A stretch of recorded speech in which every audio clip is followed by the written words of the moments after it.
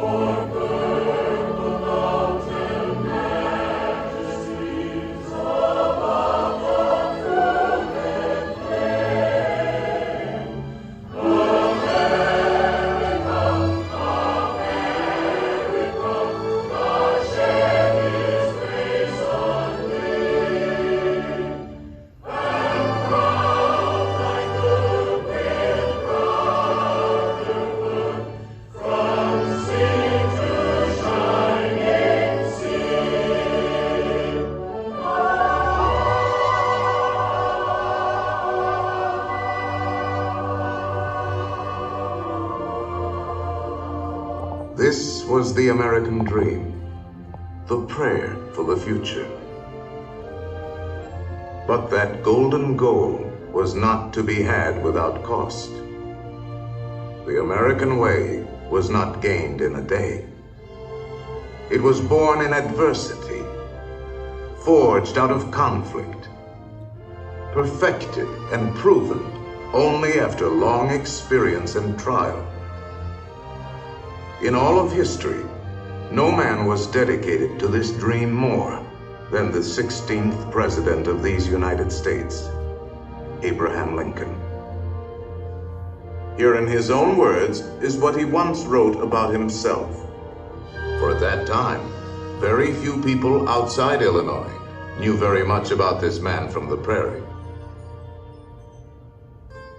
I was born February 12th. 1809, in Hardin County, Kentucky. My father removed from Kentucky to what is now Spencer County, Indiana, in my 8th year. It was a wild region, with many bears and other wild animals still in the woods. There I grew up. I was large for my age, and had an axe put into my hands at once. And from that to my 23rd year, was almost constantly handling that most useful instrument. I think that the aggregate of all my schooling did not amount to 1 year. At 21, I came to Illinois. Thought of trying to study law. Rather thought I could not succeed at that without better education. I borrowed some law books, took them home, and went at it in good earnest. In 1854, the law profession had almost superseded the thought of politics in my mind, when the repeal of the Missouri Compromise aroused me as I had never been before. What I have done since then is pretty well known.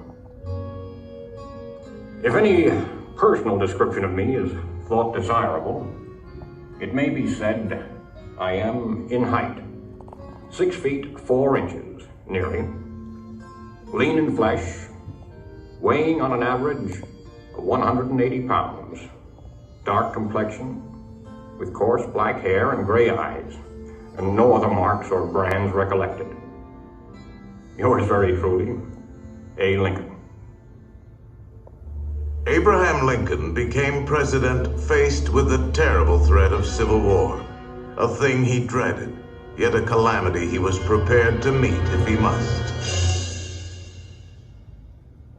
Without union, the Constitution is only a piece of paper. I know there is a God, and that he hates injustice and slavery. I see the storm coming. I know his hand is in it. If he has a place, work for me, and I think he has, I believe I'm ready, and with God's help, I shall not fail.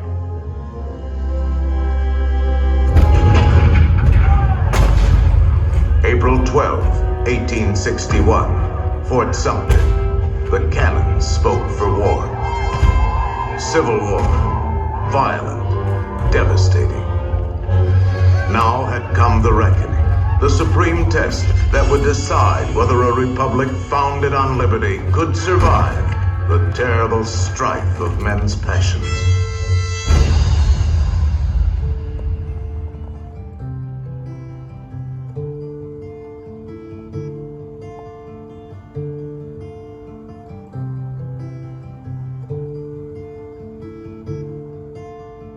Two brothers on their way, two brothers on their way, two brothers on their way, one wore blue and one wore gray.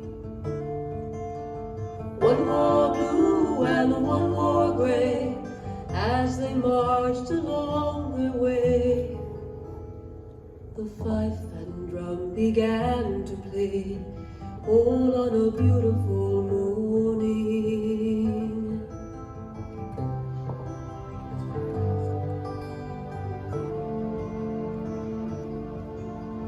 One was gentle, one was kind, one was gentle, one was kind.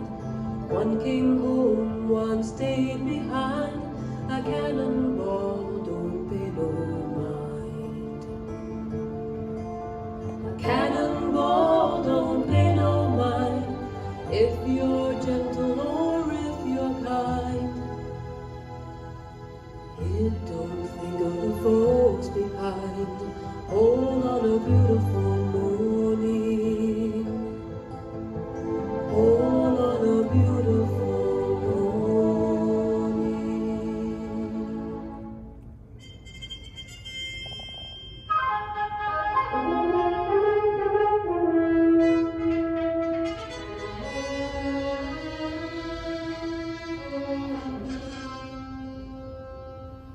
Fourscore and 7 years ago, our fathers brought forth on this continent a new nation, conceived in liberty and dedicated to the proposition that all men are created equal.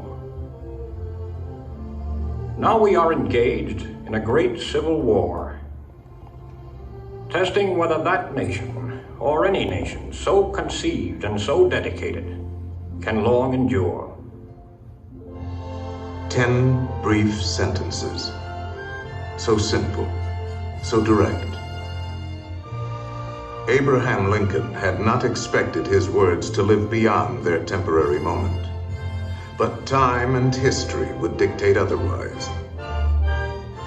And so today, his Gettysburg Address is immortal, a rich and treasured part of our country's heritage.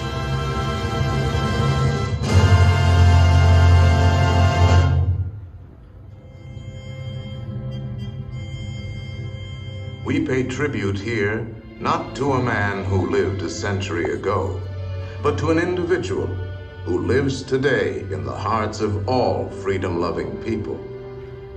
His prophetic words are as valid for our time as they were for his. And now, the skills of the sculptor and the talents of the artist will let us relive great moments with Mr. Lincoln.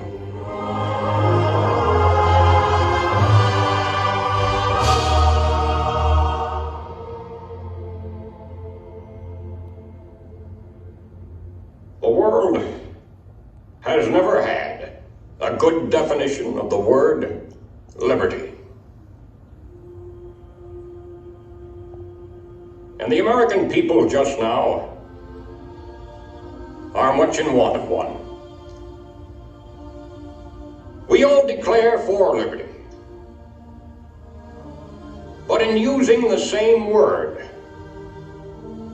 we do not all mean the same thing. What constitutes the bulwark of our liberty and independence? It is not our frowning battlements, our bristling seacoasts. These are not our reliance against tyranny. Our reliance is in the love of liberty, which God has planted in our bosoms. Our defense is in the preservation of the spirit which prizes liberty as the heritage of all men, in all lands, everywhere. Destroy this spirit, and you have planted the seeds of despotism around your own doors.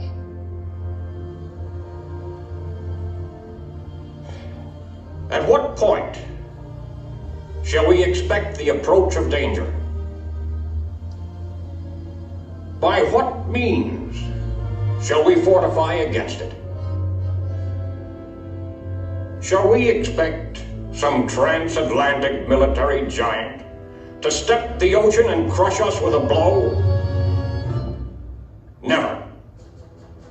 All the armies of Europe, Asia, and Africa combined could not by force take a drink from the Ohio or make a track on the Blue Ridge in a trial of 1,000 years.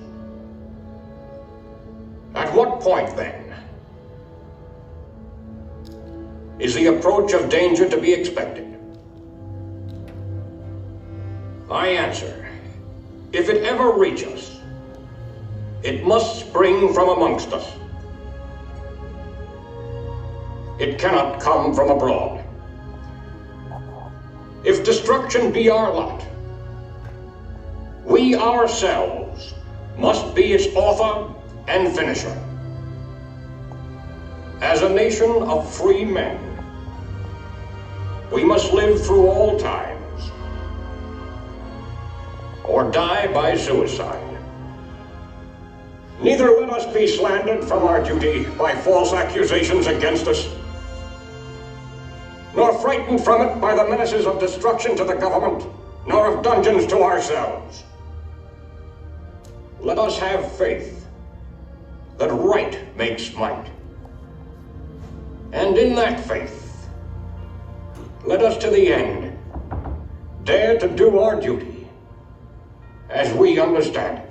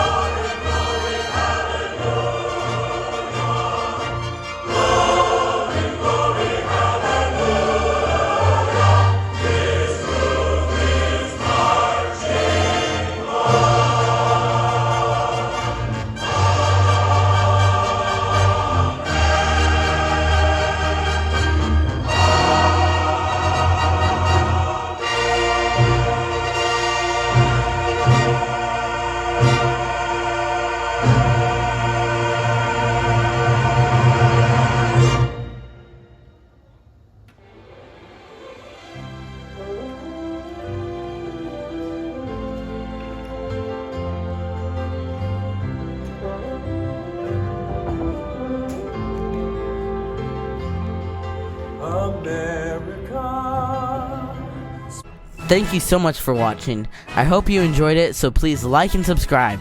I'll see you all in the next video.